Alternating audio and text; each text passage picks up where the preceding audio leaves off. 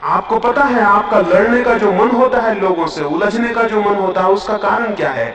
आपके भीतर बहुत सी शक्तियां ग्रंथियों की तरह मौजूद हैं, वो विसर्जित होना चाहती हैं। इसलिए आप बिल्कुल उत्सुक होते हैं कि कोई मिल जाए और कुछ हो जाए। जब युद्ध का समय आता है, पिछले 2 महायुद्ध हुए, उन महायुद्धों में आप जो सुबह से अखबार पढ़ते हैं बहुत उत्सुकता से, और सारी दुनिया में बड़ी खूबियों की बातें घटित होती हैं, युद्ध के समय 2 बातें घटित हुई। दुनिया में आत्महत्याएं एकदम कम हो गई थी, आपको शायद पता नहीं होगा। पिछला महायुद्ध हुआ, उसके पहले पहला महायुद्ध हुआ। मनोवैज्ञानिक बहुत हैरान हुए कि आत्महत्याएं कम क्यों हो गई, एकदम आत्महत्याएं कम हो गई। जब तक युद्ध चला आत्महत्याएं नहीं हुई, सारी दुनिया में उनका अनुपात एकदम गिर गया। इसका कारण क्या था? और मनोवैज्ञानिक बहुत परेशान हुए। उन दिनों खून भी नहीं हुए, आत्महत्याएं भी नहीं हुई, और एक बड़ी बात हुई, मानसिक बीमारों की संख्या कम रही युद्ध के समय में। तो अंततः ये समझ में आया कि युद्ध की जो खबरें थी, जो जोश खरोश था, उसमें मनुष्य की बहुत सी ग्रंथियां विसर्जित हुई, और उतनी ग्रंथियों ने उसको बचाया। जैसे कि युद्ध की खबरें आप सुनते हैं तो आप किसी न किसी तरह उसमें संलग्न हो जाते हैं। आपका क्रोध, समझ लीजिए आप गुस्से में आ गए हैं। अगर आप हिटलर के प्रति गुस्से में आ गए हैं तो लोग हिटलर की मूर्ति बना के जला देंगे, नारे लगाएंगे, चिल्लाएंगे, घर में बैठ के हिटलर को गालियां देंगे। काल्पनिक दुश्मन हिटलर तो मौजूद नहीं है आपके सामने, और उसमें आपके बहुत सी ग्रंथियां विसर्जित होंगी, और उसका परिणाम यह होगा कि आपको मानसिक स्वास्थ्य मिलेगा। इसलिए आप हैरान होंगे, हम चाहते हैं कि युद्ध ना हो, लेकिन भीतर से हमारा कोई मन चाहता है कि युद्ध हो। युद्ध के वक्त लोग काफी खुश नजर आते हैं, हालांकि खतरा बहुत उपद्रव का होता है, लेकिन लोग खुश नजर आते हैं। अभी हिंदुस्तान पे चीन का हमला हुआ, आप में एकदम से जो शक्ति का संचार हुआ था, आप समझते हैं उसका कारण क्या था?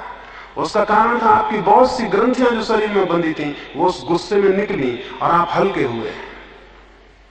और जब तक दुनिया में ऐसे लोग हैं जिनके शरीर अशुद्ध हैं, तब तक युद्ध से नहीं बचा जा सकता। युद्ध तब समाप्त होंगे जब लोगों के शरीर इतने शुद्ध होंगे, उनके पास कोई ग्रंथियां युद्ध में विसर्जित करने को नहीं होंगी। आपको मैं ये कह रहा हूं, ये बहुत अजीब सा लगेगा, लेकिन जब तक लोगों के शरीर शुद्ध स्थिति में नहीं है, दुनिया से युद्ध बंद नहीं हो सकते। कोई कितनी कोशिश करे, युद्ध का मजा रहेगा। आपको भी लड़ने में मजा आता है, इसे जरा विचार करना। आपको लड़ने में मजा आता है। वो लड़ाई चाहे किसी तल की हो, चाहे श्वेतांबर दिगंबर जैन से लड़ता हो, और चाहे हिंदू मुसलमान से लड़ता हो, वो लड़ाई का कोई तल हो, आप हैरान होंगे। आप देखते हैं कि एक एक छोटा धर्म बनता है, उसमें 20-20 संप्रदाय बन जाते हैं, फिर एक एक संप्रदाय में छोटे छोटे संप्रदाय बन जाते हैं। क्या कारण है? लोगों के शरीर अशुद्ध हैं और ग्रंथियों से भरे हैं, और उनको लड़ने के लिए कोई भी बहाना चाहिए। वो कोई छोटा सा बहाना लेंगे और लड़ेंगे, और लड़ने से उनको राहत मिलेगी, उनको हल्का बनाएगा। तो शरीर शुद्धि प्राथमिक चरण है साधना का। तो आपके लिए मैं 2 बातें कहता हूं। पुरानी जो ग्रंथियां हैं उनको विसर्जित करने का तो उपाय यह है कि आप एकांत में बिल्कुल जंगली हो जाएं,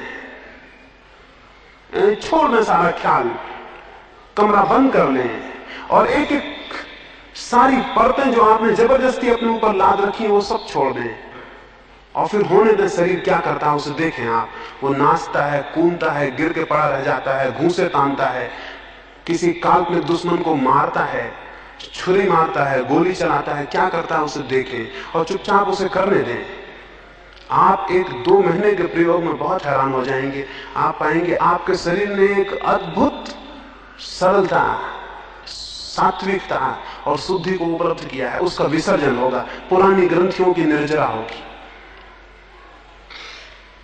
जो पुराने साधक जंगलों में चले जाते थे और एकांत पसंद करते थे और नहीं चाहते थे भीड़ में आए, उसका कुल सबसे बड़े कारणों में एक कारण ये भी था, उन एकांत में आपको पता नहीं महावीर ने क्या किया, आपको पता नहीं है बुद्ध ने क्या किया, आपको पता नहीं मोहम्मद ने क्या किया, कोई किताबें नहीं कहती कि उन्होंने क्या किया। उन पहाड़ों पर जब वो थे तो वो क्या कर रहे थे? मैं आपको कहता हूं कि ये हो नहीं सकता कि उन्होंने ये ना किया हो, कि उन्होंने शरीर की ग्रंथियां विसर्जित ना की हो। महावीर को तो हम निर्ग्रंथ कहते हैं, और उसका मैं जो अर्थ करता हूं यही करता हूं। सारी ग्रंथियां छीन जिसकी हो गई, और सारी ग्रंथियों का प्रारंभिक चरण शरीर है। तो शरीर की ग्रंथियां जो पीछे पकड़ी हैं उनको विसर्जित करना। आपको पहले अजीब सा लगेगा। अगर आपको जोर से हंसी आए अपने इस काम पे कि मैं ये क्या पागलपन कर रहा हूं कि कूद रहा हूं, तो जोर से हंसिए। अगर आपको खूब रोना आए तो जोर से रोइए, आप बहुत हैरान होंगे। अगर आपको भी मैं यहां कह दूं कि आप बिल्कुल छोड़ दें अपना ख्याल, तो आप में से कई लोग रोने लगेंगे और कई लोग जोर से हंसने लगेंगे। कभी कोई रुदन जो आना चाहा होगा वो भीतर दबा रह गया है, वो निकलेगा। और कभी कोई हंसी जो फूट पड़नी चाहिए थी लेकिन रोक ली गई है, वो कहीं ग्रंथि बन के रुकी हुई है, वो निकलेगी। बहुत एब्सर्ड मालूम होगा कि ये क्या हो रहा है, लेकिन ये होगा। इसका एकांत में प्रयोग करें तो शरीर शुद्धि के लिए जो पुराने हमारे ऊपर ग्रंथियां हैं वो हल्की होंगी। दूसरी बात, नई ग्रंथियां ना बने, इसका प्रयोग करें। ये तो पुरानी ग्रंथियों के विसर्जन के लिए मैंने कहा। नई ग्रंथियां हम रोज बनाए चले जा रहे हैं। आपको मैंने कोई एक अपशब्द कह दिया और आपको क्रोध उठा, लेकिन सभ्यता और शिष्टता आपको उस क्रोध को प्रकट नहीं करने देगी। एक शक्ति का पुंज आपके भीतर घूमेगा, वो कहां जाएगा?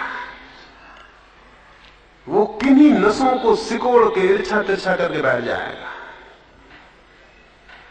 इसलिए क्रोधी आदमी के चेहरे में, आंखों में, और शांत आदमी के चेहरे में और आंखों में फर्क होता है, क्योंकि वहां किसी क्रोध के वेग ने किसी चीज को विकृत नहीं किया है। और शरीर तब अपने परिपूर्ण सौंदर्य को उपलब्ध होता है जब उसमें कोई ग्रंथियां नहीं होती। नहीं, शरीर के सौंदर्य का कोई और मतलब ही नहीं है। आंखें तब बड़ी सुंदर हो जाती हैं, तब कुरूप से कुरूप शरीर भी सुंदर दिखने लगता है। गांधी का शरीर कुरूप था जब वे युवा थे, लेकिन जैसे जैसे वे बूढ़े होते गए उनमें एक अभिनव सौंदर्य आया जो बहुत अद्भुत था। वो सौंदर्य शरीर का नहीं था, वो ग्रंथियों के क्षीण होने का था। उसे कम लोग पहचाने और समझे होंगे। गांधी कुरूप थे, इसमें कोई शक नहीं है। तो गांधी का शरीर किसी भी सौंदर्य के मापदंड से सुंदर नहीं था।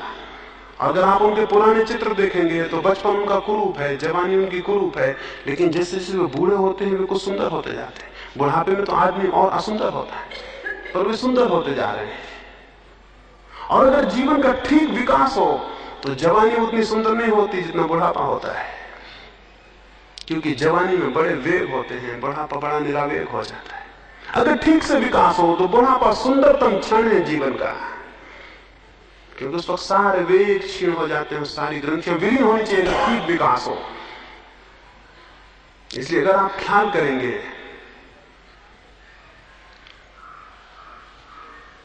कैसे ये हमारी विकृति इकट्ठी होती है शरीर के वेग की। मैंने आपको अपमानजनक शब्द कहा, आप में क्रोध उठा, एक शक्ति पैदा हुई और शक्ति नष्ट नहीं होती, कोई शक्ति नष्ट नहीं होती, और उसका कोई उपयोग होना चाहिए। अगर उसका उपयोग नहीं होगा तो आपको विकृत करके नष्ट हो जाएगी।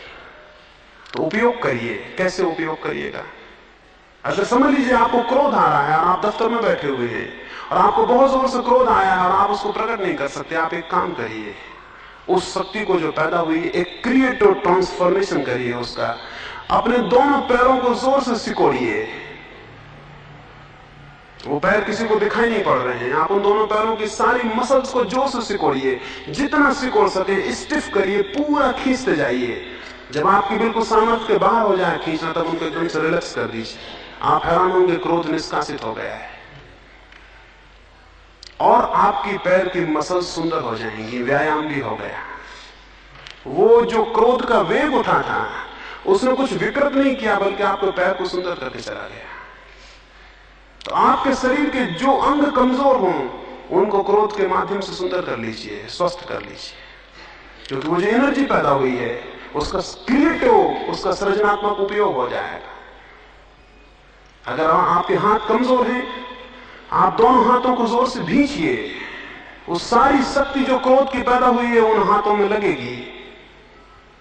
अगर आपका पेट कमजोर है तो सारी पेट की आंतों को अंदर सिकोड़िए और उस क्रोध की शक्ति को भाव में कल्पित करिए कि वो जाके पेट की सारी नसों को सिकोड़ने में व्यय हो रही है। और आप हैरान होंगे, आप एक 2 मिनट बाद पाएंगे कि क्रोध विलीन है और शक्ति उपयुक्त हो गई है, शक्ति का प्रयोग हो गया। शक्ति हमेशा तटस्थ है, यानी क्रोध की जो शक्ति पैदा हो रही है वो बुरी नहीं है, उसका क्रोध की तरह उपयोग बुरा है, उसका दूसरा उपयोग करिए। और जो उसका दूसरा उपयोग नहीं करेगा वो शक्ति तो काम करेगी, वो शक्ति तो बिना काम के नहीं जाने वाली है, वो शक्ति तो काम करेगी ही। अगर हम उसका उपयोग सीख लेंगे तो वो हमारे जीवन को क्रांति दे देगी। तो पुरानी ग्रंथियों की निर्जरा और नई ग्रंथियों का सृजनात्मक उपयोग शरीर शुद्धि के लिए दो प्राथमिक चरण हैं। ये बहुत महत्वपूर्ण है। सारे योग के आसन मूलतः शरीर के सृजनात्मक उपयोग के लिए है। प्राणायाम शरीर की शक्तियों का सृजनात्मक उपयोग करने के लिए है। जो व्यक्ति अपने शरीर की शक्तियों का सृजनात्मक उपयोग नहीं करेगा, वे शक्तियां जो कि वरदान हो सकती थी उसके लिए अभिशाप हो जाएंगी। हम सब अपनी ही शक्तियों से पीड़ित हैं। अगर आप समझें, हम सब अपनी ही शक्तियों से पीड़ित हैं। यानी हमारा दुर्भाग्य है कि हमारे पास शक्तियां हैं। जीसस क्राइस्ट के जीवन में एक उल्लेख है। वो एक गांव से निकले, उन्होंने एक आदमी को एक छत पर जोर से गालियां बकते, अश्लील बातें बकते हुए देखा। वे सीढ़ियां चढ़कर उसके पास गए और उन्होंने उससे कहा कि मेरे मित्र, ये तुम क्या कर रहे हो और अपने जीवन को इस अश्लील बकवास में क्यों खर्च कर रहे हो? प्रतीत होता है तुमने शराब पी ली है। उस आदमी ने आंख खोली, उसने ईसा को पहचाना, उसने उठ के ईसा के हाथ जोड़े और उसने कहा कि मेरे प्रभु, मैं तो बिल्कुल बीमार था, मैं तो बिल्कुल मरणासन था, तुमने अपने आशीर्वाद से मुझे ठीक कर दिया था, क्या तुम भूल गए? और अब मैं परिपूर्ण स्वस्थ हूं, लेकिन इस स्वास्थ्य का क्या करूं? तो शराब पी लेते। ईसा बहुत हैरान हुए, उसने कहा कि मैं परिपूर्ण स्वस्थ हूं, इस स्वास्थ्य का क्या करूं? तो शराब पी लेते हैं, जो बनता है वो करते। ईसा बहुत दुखी नीचे उतरे। वो गांव में अंदर गए तो एक आदमी को उन्होंने एक वेश्या के पीछे भागते हुए देखा, तो उन्होंने उसको रोका। उन्होंने कहा कि मित्र, अपनी आंखों का ये क्या उपयोग कर रहे हो? उसने ईसा को पहचाना, उसने कहा आप भूल गए, मैं तो अंधा था, आपने हाथ रख के मेरी आंखें एक दफा ठीक कर दी थी, अब इन आंखों का क्या करूं? ईसा बहुत दुखी मन उस गांव से वापस लौटते थे। एक आदमी गांव के बाहर छाती पीट कर रो रहा था। ईसा ने उसके सिर पर हाथ रखा और कहा कि क्यों रो रहे हो?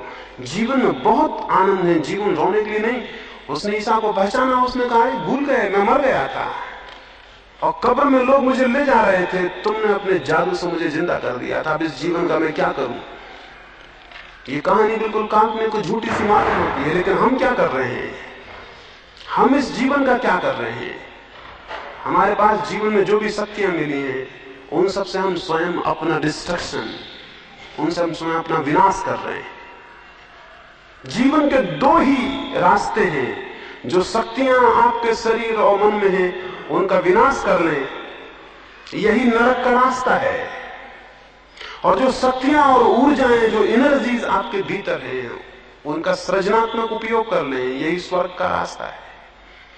सृजन स्वर्ग है और विनाश नरक है।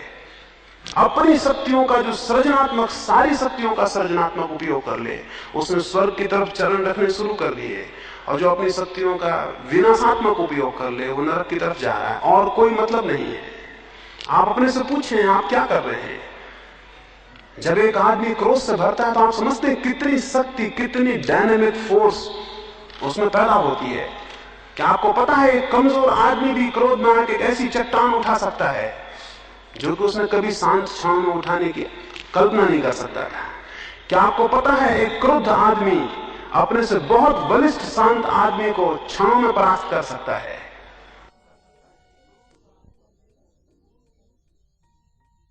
एक दफा जापान में ऐसा हुआ। वहां एक वर्ग होता है समुराई, वहां के क्षत्रिय हैं, वो उनका धंधा तलवार है और जीवन मरना वही उनका शौक है। एक समुराई बहुत बड़ा सैनिक था, बहुत बड़ा सेनापति था। उसकी पत्नी से उसके घर में जो नौकर था उसका प्रेम हो गया। वहां ये रिवाज था कि अगर किसी की पत्नी से किसी का प्रेम हो जाए तो वो उसके लिए एक द्वंद्व युद्ध के लिए ललकारेगा। तो दो में से एक मर जाएंगे, जो शेष रहेगा वो पत्नी से उससे विवाह हो जाएगा या वो पत्नी उसकी होगी। उसके नौकर का समुराई एक बहुत बड़े सेनापति की पत्नी से प्रेम हो गया। उस सेनापति ने कहा, पागल, अब द्वंद्व युद्ध के सिवा कोई रास्ता नहीं है, अब हम लड़ेंगे, अब तू कल तलवार लेकर सुबह आ जा। वो तो बड़ा घबराया, वो तो तलवार का मास्टर था, वो तो अद्भुत कुशल आदमी था जो मालिक था। ये बेचारा नौकर घर में झाड़ू बुहारी लगाता था, ये क्या तलवार ले, इसने कभी तलवार छुई नहीं थी। इसने उससे कहा कि मैं कैसे तलवार उठाऊंगा, लेकिन उसने कहा इसके सिवाय कोई रास्ता नहीं है, रास्ता यही है कि तुम कल तलवार लेके आ जाओ। वो घर गया, उसने रात भर सोचा, इसके सिवाय कोई रास्ता ही नहीं था। उसने सुबह तलवार उठाई, उसने कभी इससे पहले जिंदगी में तलवार नहीं उठाई थी। उसने सुबह तलवार उठाई, वो तलवार लेकर पहुंचा। लोग देख के दंग रह गए, वो तो जैसे आग का अंगारा था जब वो तलवार लेकर वहां पहुंचा। वो सेनापति थोड़ा घबराया और उसने पूछा कि तुम तलवार उठाना भी जानते हो? वो बिल्कुल गलत ही पकड़े हुए था। उसने कहा कोई सवाल नहीं, अब मरना ही है, और मरना ही है तो मारने की कोशिश करेंगे। तो मरना तय है, अब एक मारने की कोशिश करेंगे। और वो बड़ा अजीब द्वंद्व युद्ध हुआ, उसमें सेनापति मारा गया और वो नौकर जीता। उसमें इस वजह से कि मरना ही है और कोई रास्ता नहीं है, अद्भुत ऊर्जा और शक्ति पैदा हुई। वो तलवार चलाना बिल्कुल नहीं जानता था, उसने बिल्कुल ही गलत वार किए, बिल्कुल ही गलत, जो कि उसके ही विपरीत थे। लेकिन उसके वार देख के, उसके क्रोध को और उसकी स्थिति को देख के सेनापति पीछे हटने लगा। उसकी सारी कुशलता व्यर्थ हो गई, क्योंकि वो बिल्कुल शांत लड़ रहा था, उसे कोई खास बात नहीं थी, उसके लिए लड़ाई बिल्कुल साधारण सी बात थी। वो पीछे हटने लगा और उस ऊर्जा में उसकी मृत्यु हुई, उसे मरना पड़ा। और वो आदमी जीता जो कि बिल्कुल ही नासमझ था, जो उस कला को भी नहीं जानता था। क्रोध में या ऐसे किसी भी वेग में आपके भीतर बहुत शक्ति उत्पन्न होती है। आपके सारे कण, आपके शरीर में जितने लिविंग सेल्स हैं, जितने जीवित कोष्ठ हैं, वो सब के सब अपनी शक्ति का दान करते हैं। और आपके शरीर में बहुत से संरक्षित कोष हैं शक्ति के, वे हमेशा सुरक्षा के लिए सेफ्टी मेजर्स हैं, वे सामान्यतः काम में नहीं आते। अगर आपको हम कहें दौड़िए प्रतियोगिता में, आप कितने ही तेज दौड़िए, आप उतने तेज कभी नहीं दौड़ सकते जितना एक आदमी आपके पीछे बंदूक लेके लगाओ, तब आप दौड़ेंगे। तो सवाल यह है कि आप अपनी चेष्टा से बहुत दौड़े प्रतियोगिता में, लेकिन आप उतने कभी नहीं दौड़ सकते जब एक आदमी बंदूक लेके लगाओ। उस वक्त जो सेफ्टी मेजर्स हैं आपके भीतर, आपके शरीर में जो ग्रंथियां शक्ति को रखे हुए हैं जरूरत के लिए, वे अपनी शक्ति को खून में छोड़ देती हैं। उस वक्त आपका शरीर बड़ी शक्ति से आप्लावित हो जाता है। अगर उस शक्ति का उपयोग सृजनात्मक ना हो तो वो शक्ति आपको ही खंडित करेगी और आपको ही तोड़ देगी। इस दुनिया में असक्त लोग पाप नहीं करते, शक्तिशाली लोग पाप करते हैं और मजबूरी में उनकी शक्ति उन्हें पाप करवाती है। इस दुनिया में असक्त लोग बुरे काम नहीं करते, इस दुनिया में शक्तिशाली लोग बुरे काम करने को मजबूर हो जाते हैं, क्योंकि शक्ति का सृजनात्मक उपयोग उन्हें पता नहीं है। इसलिए जितने अपराधी हैं, जितने पापी हैं, उन्हें आप शक्ति का स्रोत समझिए, और अगर उन्हें संपर्क मिल जाए तो उनकी सारी शक्तियां अद्भुत रूप से परिवर्तित हो जाती हैं। इसलिए आपको पता होगा, धार्मिक इतिहास में ऐसे सैकड़ों उदाहरण हैं जबकि पापी क्षण भर में पुण्यात्मा हो गए हैं। उसका कुल कारण इतना है कि शक्तियां बहुत थी, केवल ट्रांसफॉर्मेशन की बात थी, एक जादू का संपर्क चाहिए था, सब बदल जाएगा। अंगुलीमाल ने इतनी हत्याएं की तो उसने 1000 लोगों की हत्या करने का व्रत लिया था, उसने 999 लोगों की हत्या करके माला पहन ली थी। उसे आखिरी आदमी चाहिए था। जिस जगह खबर हो जाती थी कि अंगुलीमाल है, वहां रास्ते निर्जन हो जाते थे, क्योंकि वहां कौन चलता, वो तो देखते नहीं था, विचार ही नहीं करता था, जो आया उसकी हत्या करता था। खुद बादशाह प्रसेनजीत जो था बिहार का, वो डरता था, उसकी छाती कब जाती थी अंगुलीमाल का नाम सुन के। उसने बड़े सैनिक वहां भेजे, लेकिन अंगुलीमाल पर कोई कब्जा नहीं हुआ।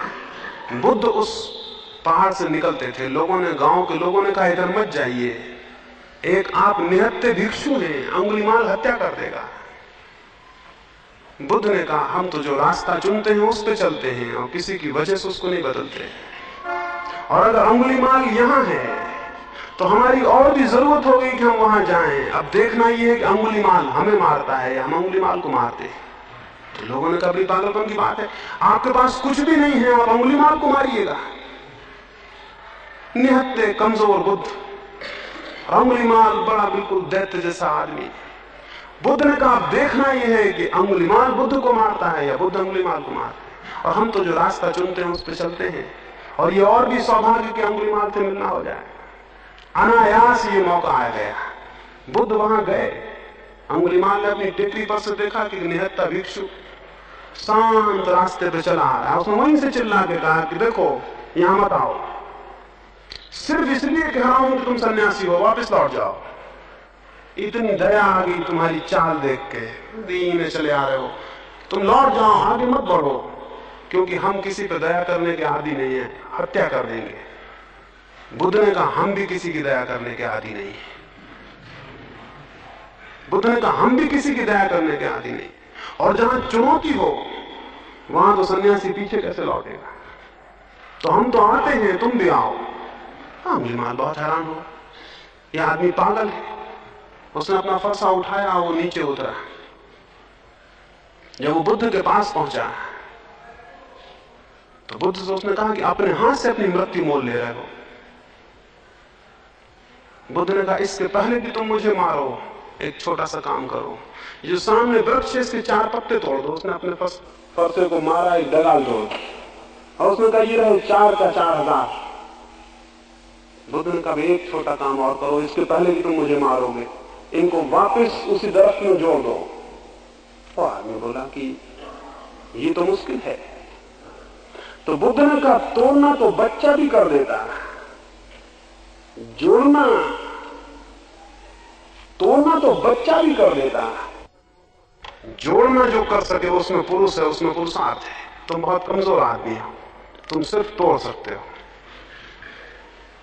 तुम ये ख्याल छोड़ दो कि तुम बड़े शक्तिशाली हो, एक पत्ता नहीं जोड़ सकते। उसने एक क्षण गौर से सोचा, उसने कहा तो जरूर है, क्या पत्ता जोड़ने का भी कोई रास्ता हो सकता है? बुद्ध ने कहा है, हम उसी रास्ते पे चल रहे हैं। उसने गौर से देखा और उसके स्वाभिमान को पहली दफा ये पता चला मारने में कोई मतलब नहीं है, मारना कमजोर भी कर सकता है। उसने कहा मैं तो कमजोर नहीं हूं, मैं अब क्या करूं? बुद्ध ने कहा मेरे पीछे आओ। वो उस दिन भिक्षा मांगने गांव में गया, भिक्षु हो गया, वो गांव में भिक्षा मांगने गया। लोगों ने, सब लोग डर के मारे अपने मकानों पे चढ़ गए, उसको पत्थर मारे। वो नीचे गिर पड़ा, लहू लुहान, उसको पत्थर पड़ रहे हैं। बुद्ध उस किनारे से आए और उससे कहा अंगुलीमाल, ब्राह्मण अंगुलीमाल उठो, आज तुमने पुरुषार्थ को सिद्ध कर दिया। जब उनके पत्थर तुम्हारे ऊपर पड़ रहे थे तो तुम्हारे हृदय में जरा भी क्रोध नहीं आया, और जब तुम्हारे शरीर से लहू गिरने लगा और तुम जमीन पर गिर गए तब भी तुम्हारे हृदय में उनके प्रति प्रेम ही भरा हुआ था। तुमने अपने पुरुष को सिद्ध कर दिया और तुम ब्राह्मण हो गए।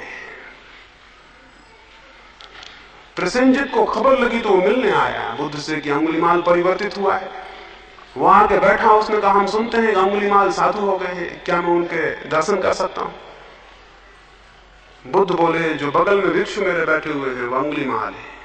प्रसेनजित ने सुना, उसके हाथ पर कब गए, नाम तो पुराना था और डर वही था उस आदमी का। अंगुलीमाल ने कहा मत डरो। वो आदमी गया, वो शक्ति जो उस आदमी थी परिवर्तित हो गई। अब हम दूसरे रास्ते पर हैं, अब तुम हमें मार डालो तो हमारे मन से तुम्हारे प्रति कोई अशुभ आकांक्षा नहीं उठेगी। जब बुद्ध से लोगों ने पूछा कि इतना बड़ा पापी कैसे परिवर्तित हुआ, तो बुद्ध ने कहा पाप और पुण्य का प्रश्न नहीं है, शक्ति के परिवर्तन का प्रश्न है।